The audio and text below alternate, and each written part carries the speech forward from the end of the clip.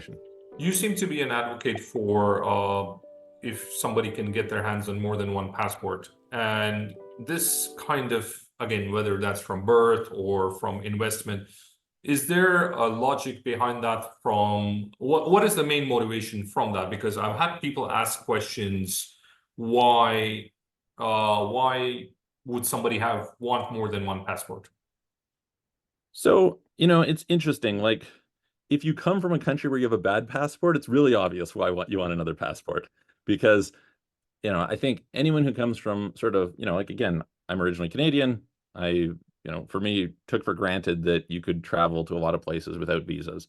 And then you start traveling with people who don't have a good passport, and you realize, oh, shoot, this is like a much worse experience. And so for such people, that in itself is a big reason. If you're from a country that has a good passport, that's a more interesting question. And I think there is usually a couple reasons for that. Aside from the US is sort of its own case because you may want it so you can. So that's a game. I used to tell people who are from places like Canada, like, hey, look, you've got a passport, you probably don't need another one. But increasingly, as governments have become unpredictable, and I would say they're overreaching with their power. And so, the classic example in Canada was the trucker protest and the way that people were treated, but also the restrictions due to COVID travel. In those cases, it's nice to have a backup, right? It's nice to have optionality. Like you can't trust any given country. And so increasingly, I think this plan B thing is super, super important. Just because we live in a really unpredictable world going forward. Humans, our prediction error rate is pretty high. We're not great at making predictions. And so how do you counter that uncertainty? You counter it with optionality. The other thing that I think is worth noting is in some cases, it gives you advantages in terms of where you live. So for example, I was just talking to a good friend the other day. We were discussing, he's got some other passports. We were discussing for him getting Malta. And we help, people every year get multi-citizenship. It's the best passport that you can get sort of by donation or investment or whatever. And the thing about he's like, well, sorry to interrupt. How much would the investment be for a Maltese passport? It's about $1 million, a little over, yeah, it's substantial, right? But the thing is, the access to the EU, like having an EU passport, is pretty awesome because then you get access to live. It's not just like the fact that you can visit, it's now you can live in any EU member state, as well as, a couple Schengen countries. And these tend to be pretty good countries in a bunch of regards. You also get things like access to their education. So for him, he's got 4 kids.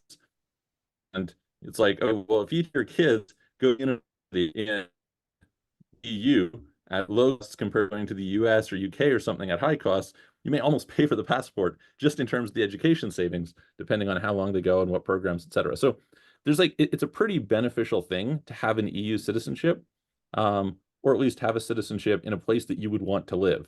And so, yeah, those are kind of the main reasons that I think most people should consider it. I think it's partially a function of like, what's the money worth to you at the time? You're either going to have, okay, if you can get a citizenship by descent, you should basically always do it. It's just a good idea. If you can't do that, then you either have to go live somewhere in most cases. Okay, you can marry in a couple of situations, but most of the cases you have to go live there, or you spend a bunch of money. The question is, how much is the time of going and living in some place worth to you?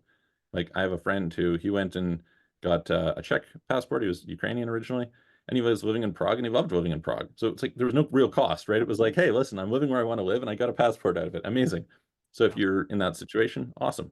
But otherwise, it's like, well, what is the money worth to you? And I tell people if you're an if you have 8 figures of net worth, it's really cheap insurance. It's like 1% or less of your net worth as a one-time insurance fee. So, that's not bad. If on the other hand, to your point, it's the context to it, and if somebody has 4 kids and the education pays for itself. So completely, it's ironic. We've gone from, me teeing off $1,000 a month to talking about $1 million. But Michael, I want to, thank for you to be on this show. You do a bunch of services. Is there any one service which you provide, which is, let's say, the majority of your revenue or the majority of what people, would it be passport, would it be taxation, or is it like, every business has some sort of equal weightage for you? I mean, I think that the 2 reasons that people are most likely to come to us is because they're planning on relocating to another country or interested in relocating to another country. or they want to optimize their taxes. Those would be the most common reasons that somebody would come to us. And the truth is that you can kind of put together the where to live probably more easily yourself than you can the tax. The tax is a little bit more arcane, and so we'll get more people who are biased in our direction in that regard. But yeah, it's totally dependent on, again, somebody's situation and objectives. What made you start your YouTube channel? I was traveling a lot, and my wife basically said, "Hey, listen, we're going to all these cool places anyway. We should film some stuff from here so people can see that we're actually doing this." And we did like a super poor job of it at first. It was, terrible quality audio, terrible quality video. Uh, and then when COVID started, we had like a relatively small following, and I was like, "Well, people are sitting around doing nothing. They're probably going to watch more YouTube. We should probably double down on this." And that turned out to be pretty effective. And so as a result, I was like, all right, let's grow this thing up. And I do believe that building a personal brand is a very high leverage activity over the next decade. So it's a pretty smart thing for a lot of people to do if they can. Yeah, I mean, I discovered you from YouTube, obviously, but and I'm sure so many other people, but it's the believability, right? So when I see you in Bulgaria, or I see you in Oman, or I see you in Dubai, it makes more I buy into what you're saying. And to your point, I think, as one develops, their audio quality improves, and then you start realizing, oh yeah, maybe the light wasn't the greatest. So that comes with in due time as well. Where can somebody get a hold of you if they haven't heard about you so far? I mean, the best is to go to offshorecitizen.net or to go to YouTube and look at our YouTube channel. So yeah, Okay. those would be the two. All Offshore Citizen. And for you, when you first started, was this the direction you wanted to take in? Or as you're going along, you've added more pieces? Okay, taxes come in, passports have come in. Oh, people wanted more. Or was this something when you first started out the business, you knew you wanted to do this? No, I think it was very organic, right? There was personal experiences and some opportunities that came up, and then I just kind of followed down that road. And the more you go down it, the more you learn things. The more you learn things, the more you can offer to other people. And then a client comes with an unusual situation, and some people would just turn them around, and I would say, okay, let's figure it out. And through that, we learn something, and then we can take that and we can offer it to other people, and it's just sort of an organic growth. Yeah. Michael, I won't take a lot of your time, but just a few more questions. Some people who I reached out to when I said that I'm interviewing you, some of them have followed you, and they were curious about a couple of things. One was if they have a passport which is not from one of the so-called strong countries, and it restricts their travel, so it'll be an investment for them. Now, are there options where the person can get a passport without actually living in the country for 3 or 5 years, whatever have you, or that's not the case? You have to put in the money, plus you have to live there. So generally speaking, so-called citizenship by investment countries, so these are kind of the Caribbean ones, Turkey, Vanuatu, a couple others. You don't have to live there at all. So you just pay the money and you get it. Then there are some cases where you have like residency by investment that leads to citizenship. So Portugal being probably the preeminent one of those. So you can make the investment, visit like once a year for, it's about a week. And then after 5 years, you can in theory qualify for citizenship. So that's pretty interesting. The next thing would be those people who get married to someone. So, if you're considering, hey, listen, I can date anywhere in the world, you might find that dating Polish girls or guys, I guess, if you're, a girl, or people from Italy, these can be both fairly useful because you can actually get citizenship without living there.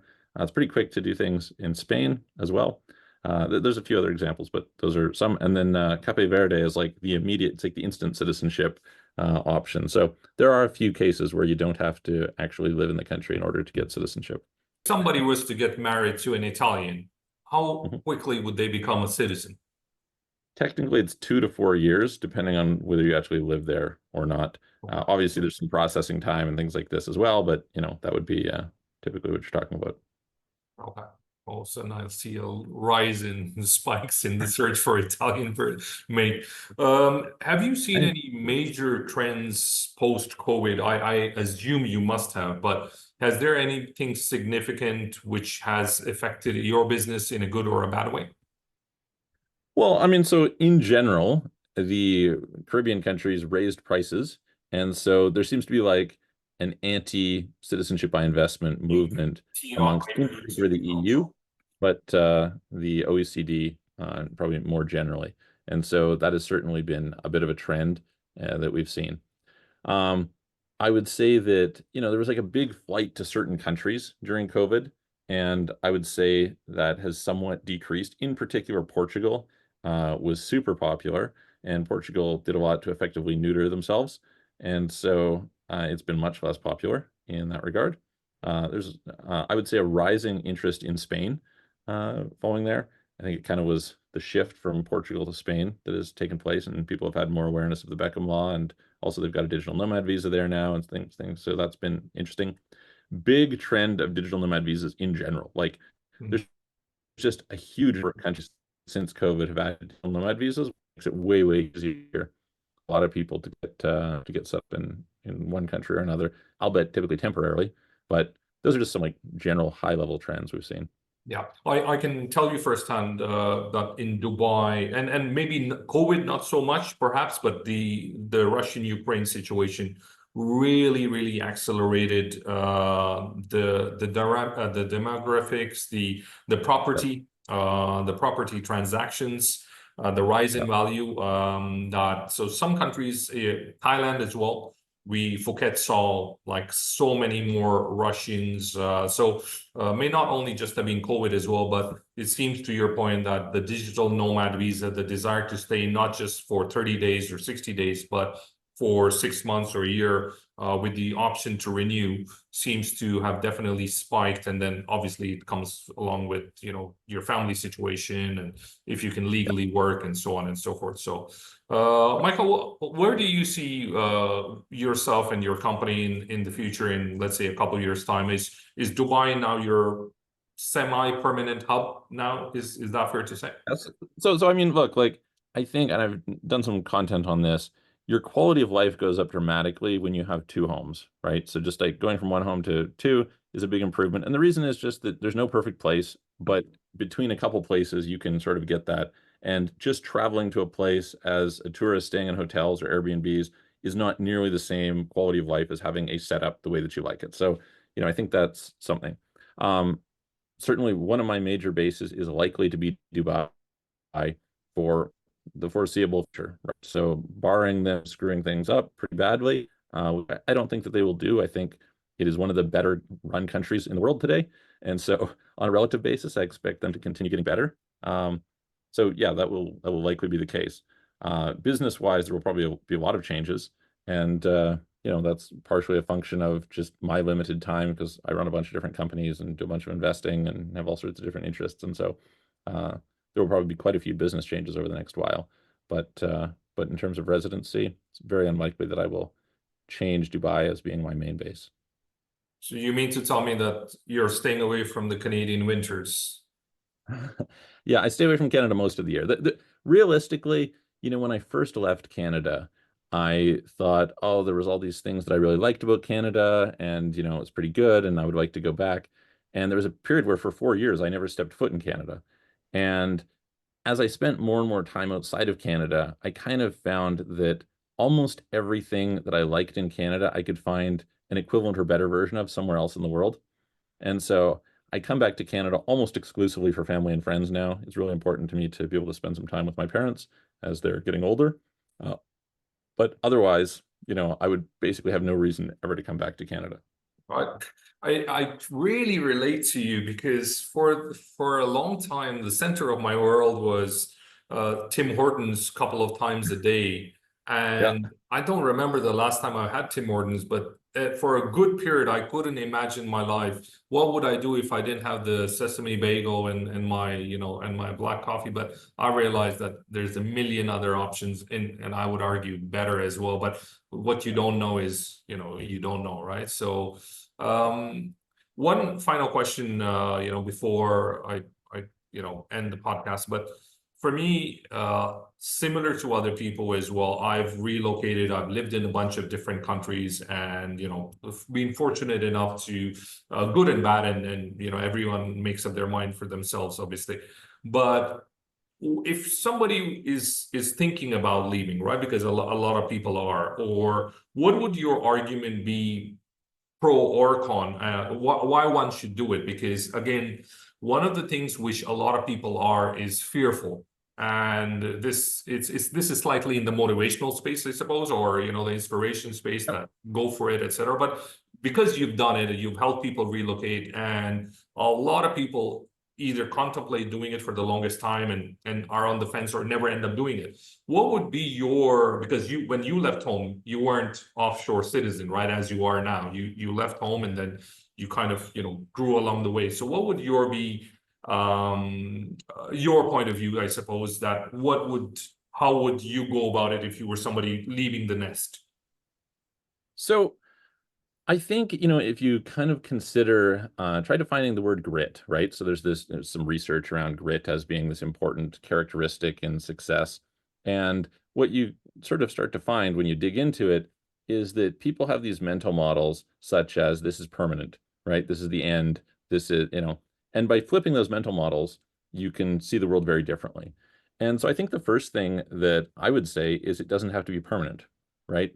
Um, you can view it to some extent as an extended vacation to start off with.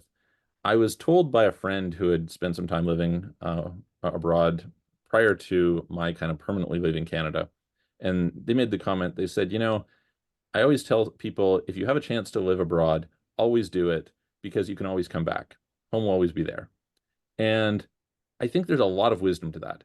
To me, going and spending time in another country, like living there, not just being a tourist. Being a tourist is great too.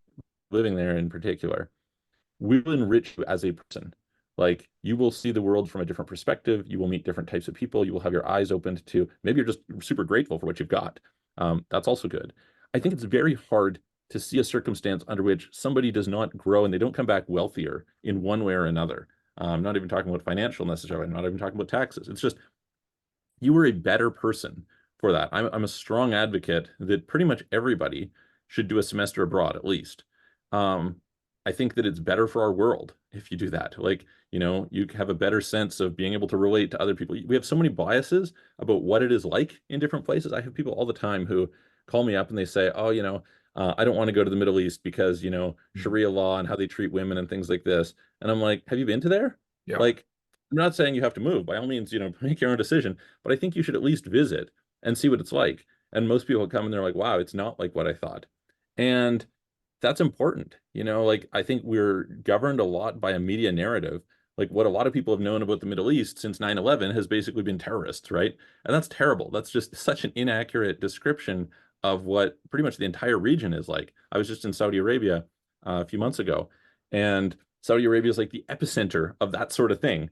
And you go there and it's beautiful, and you find that actually people are treated quite well, and things work quite well, and actually there's women being the drivers and tour guides and all this sort of stuff. Now granted, they're typically dressed up in burqas or whatever, but the point is, compared to what people think, it's radically different. And so yeah, I'm like deeply encouraging people to go and spend time abroad, to get to know other people unlike themselves, to and even heck, go online and meet some people on who are from other countries. So you talk to them and get firsthand experience of what things are like, at the very least. But yeah, if you have a chance to move, I think always take it just to give it a shot. And you can always come back. Like it doesn't have to be permanent. This is the beginning, not the end.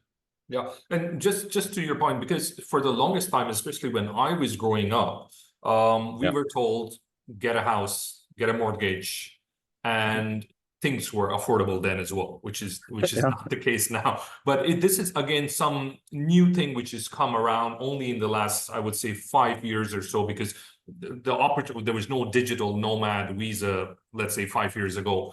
But exactly, we are entering into some new uncharted territory, because I would assume the same for you when you were growing up. Get a house, Mhm. right? Yeah. Yeah, totally. I mean, the rules of success have arguably changed quite a bit. The geography of success has arguably changed quite a bit. And a lot of people have belief systems that are outdated. And so it's worth challenging those belief systems to see what's true today and to keep them updated. Michael Rosmer, thank you very, very much for being on the Better Than Peter podcast. You shared a lot of wisdom, and I'm sure that anybody, I'll put a link for your channel and for your contact as well. But thank you for being on the podcast. Amazing. Well, once again, thank you for having me. It was a pleasure to be with you today. Yeah.